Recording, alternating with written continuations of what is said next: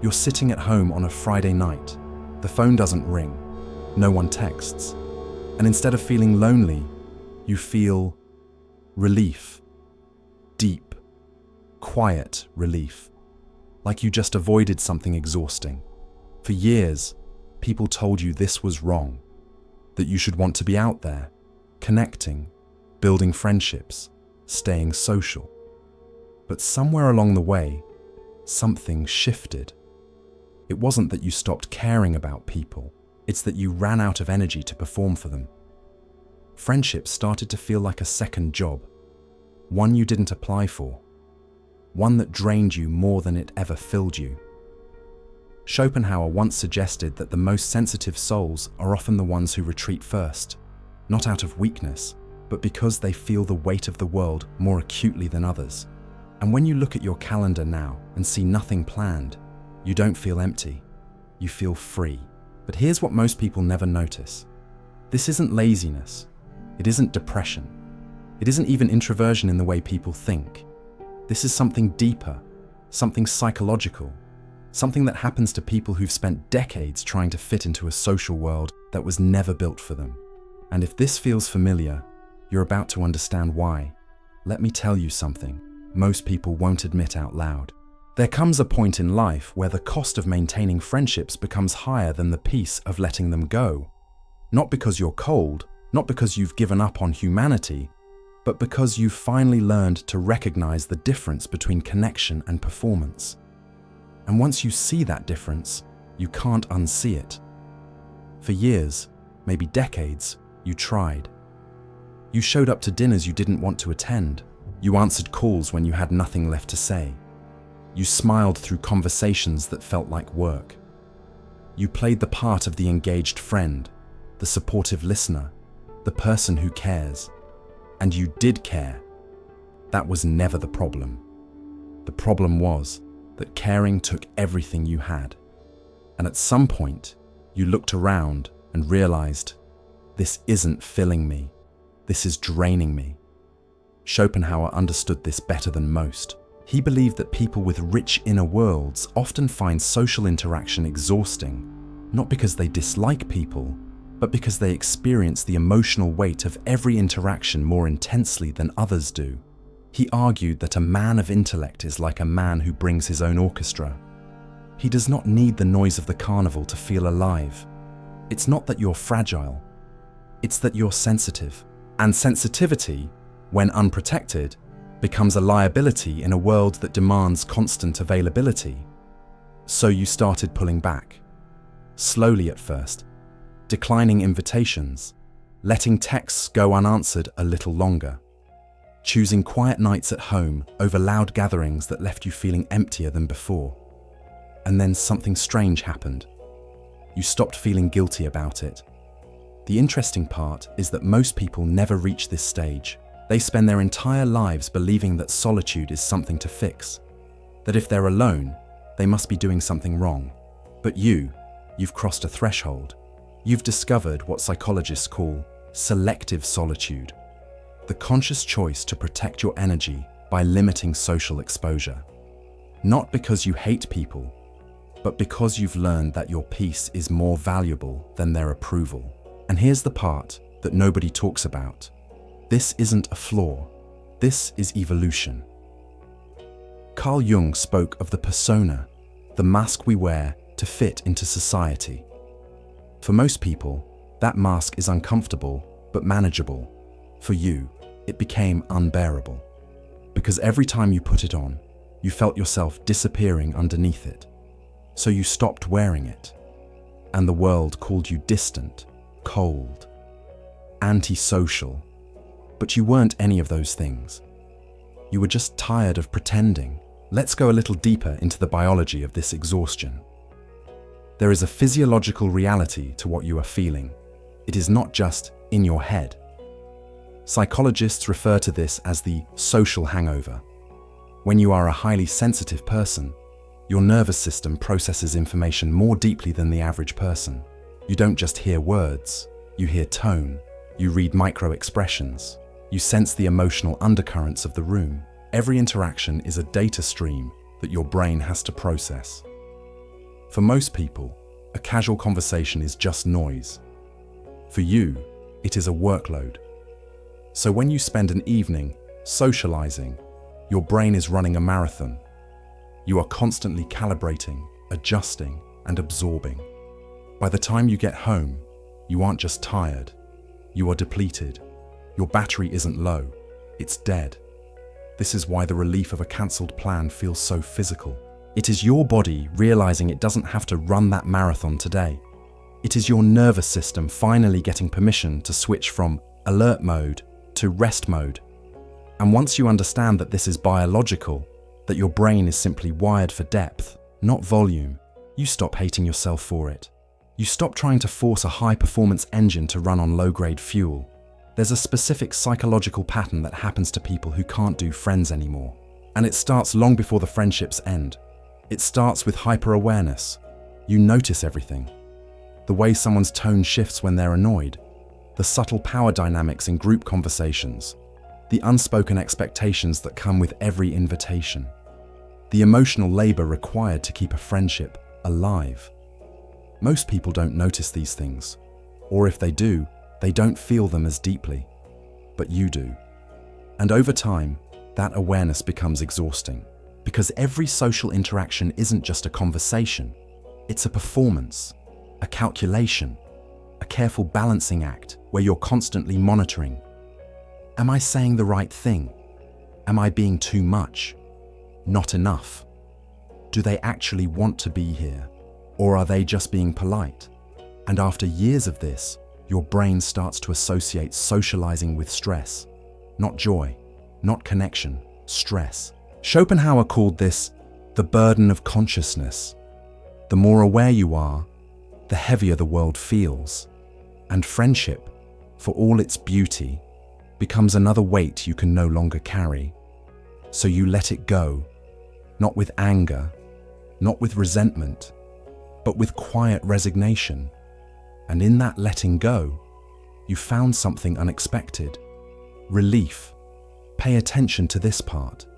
The relief you feel when plans cancel isn't cruelty. It's your nervous system finally getting a break. For years, you've been operating in a state of low-level anxiety every time you had to be on. Every dinner, every phone call, every text thread that required you to be present, engaged, emotionally available. And your body kept score. It stored every forced smile, every conversation where you nodded along but felt nothing, every moment you had to suppress the urge to leave early because staying felt like suffocating. And now, when you're finally alone, your body exhales. That's not antisocial. That's self-preservation. Psychologists call this social fatigue, a state where the brain becomes so overstimulated by social demands that it begins to shut down. And for people with high sensitivity, this fatigue doesn't just happen after a party. It happens after a single conversation. So when you say you can't do friends anymore, what you're really saying is, I can't keep giving pieces of myself to people who don't even notice I'm disappearing. And that's not a failure. That's clarity. There's something else worth noticing here. Something that happens quietly, over time, without you even realizing it. You start to notice patterns. Patterns in people. Patterns in yourself. You notice that most friendships are built on convenience, not depth. That people show up when it's easy and disappear when it's not. That loyalty is conditional. That trust is fragile. And after being let down enough times, after being betrayed, dismissed, or simply forgotten, you stop offering yourself so freely. Not because you're bitter, but because you've learned that your energy is finite, and you'd rather spend it on peace than on people who only show up halfway. This brings us to the concept of toxic compassion. We are raised to believe that being a good friend means being endlessly available. We are taught that saying no is selfish. We are conditioned to set ourselves on fire to keep others warm. But who taught us that? Usually, it was the people who benefited from our heat. When you stop doing friends, you are breaking a contract you never signed. You are declaring that you are not a rehabilitation center for broken souls. You are not an endless audience for other people's egos. There is a profound realization that comes when you stop reaching out. The phone stops ringing. This silence is painful. Yes, it reveals the transactional nature of many of your past relationships. They weren't attached to you. They were attached to what you provided. They loved your listening ear, your validation, your availability. When you removed the supply, the demand disappeared. This is not a tragedy. It is a liberation. It is the trash taking itself out. You must forgive yourself for outgrowing people. You must forgive yourself for changing. The person you were 5 years ago, the one who needed to be liked, who needed to be surrounded by a squad, is gone. You are grieving that version of yourself, and that is okay. But do not let guilt drag you back into a cage you have already unlocked. This is where the real shift happens, where you stop seeing solitude as loneliness and start seeing it as protection. Because the truth is, some people have been hurt so many times by friendships that the safest place they know is their own company. And there's nothing wrong with that. In fact, there's something deeply wise about it. About recognizing that not all connection is worth the cost. That sometimes, the kindest thing you can do for yourself is to stop trying. I want to pause here for a moment. If this resonates with you, if you feel that specific type of exhaustion that comes from wearing a mask for too long, I want to invite you to join us deeper. We are building a community here, not of crowds, but of kindred spirits. If you are tired of the noise and are looking for a place that values depth over breadth, consider subscribing to the channel. It's a small gesture, but it's a way of signaling to yourself that you are done with the superficial. We explore these themes every week, reminding each other that it is okay to step back. It is okay to be the one who leaves the party early. You are safe here. Let's continue. Because what comes next is where everything becomes clearer. There's a concept in psychology called JOMO, the joy of missing out. It's the opposite of FOMO, that anxious feeling that you're missing something important by not being everywhere, doing everything, knowing everyone. But JOMO is different. It's the deep, quiet satisfaction that comes from choosing your own company over the chaos of the world. And once you experience it, you can't go back. Because JOMO isn't about avoiding life. It's about choosing a different kind of life. One where your energy isn't spent on people who don't see you. One where your time isn't wasted on conversations that leave you feeling emptier than before. It's a life where you finally stop apologizing for needing space. Where you stop feeling guilty for saying no. Where you stop pretending that being alone is the same as being lonely.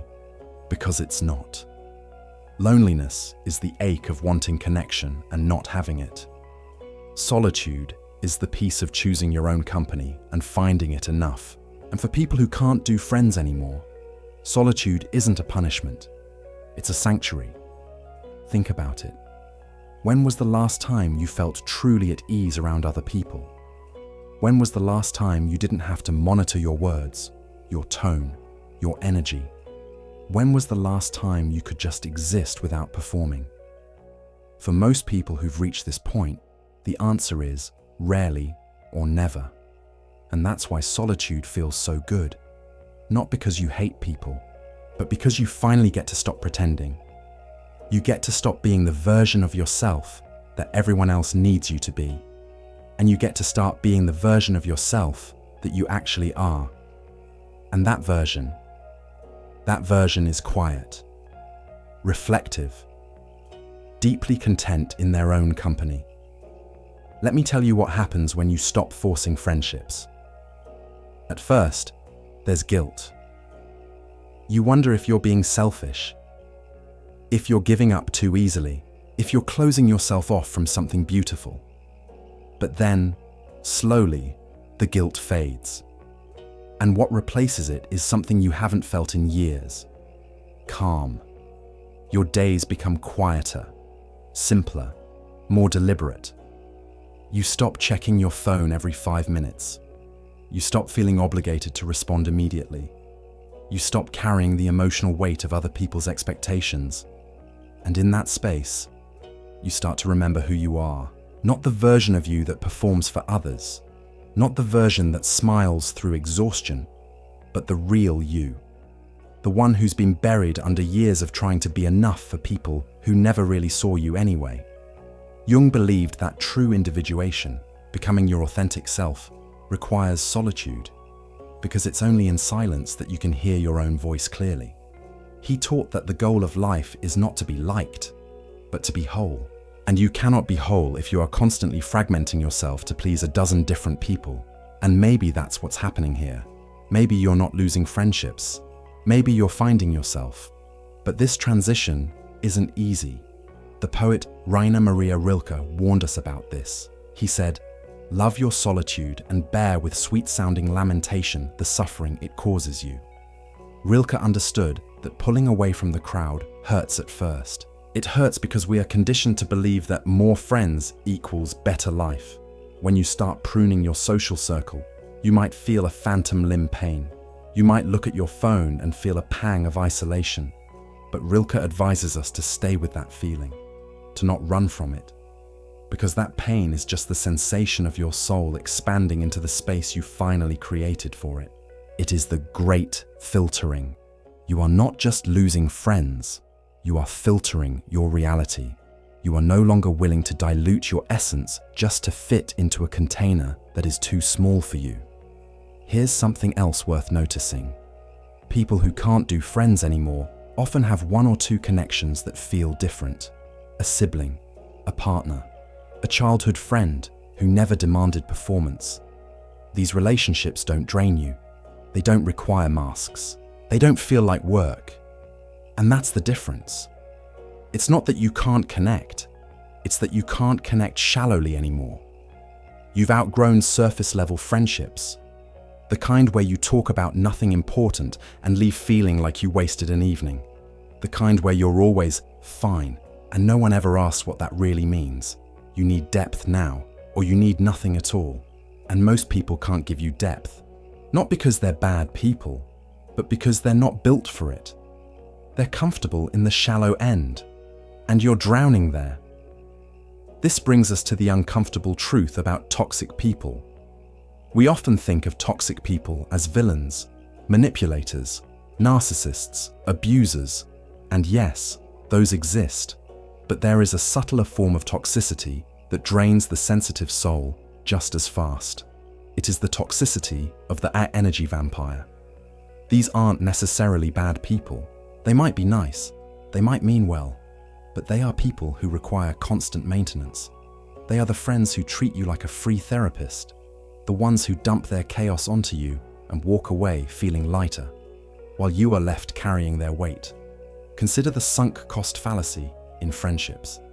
We often hold on to people simply because we have known them for 10 years. We think, I can't leave now. We have history. But history is not a reason to mortgage your future. Just because someone was right for you at 20 does not mean they are right for you at 30. When you say, I can't do friends anymore, you are often saying, I can no longer afford the price of admission. You are realizing that your inner resources are finite. This is not a failure of character. It is an act of economic survival for your soul. So you stepped out, and the world called it antisocial, but it wasn't. It was survival. There's one more thing I want you to understand. The people who can't do friends anymore often have another kind of connection that feels safe.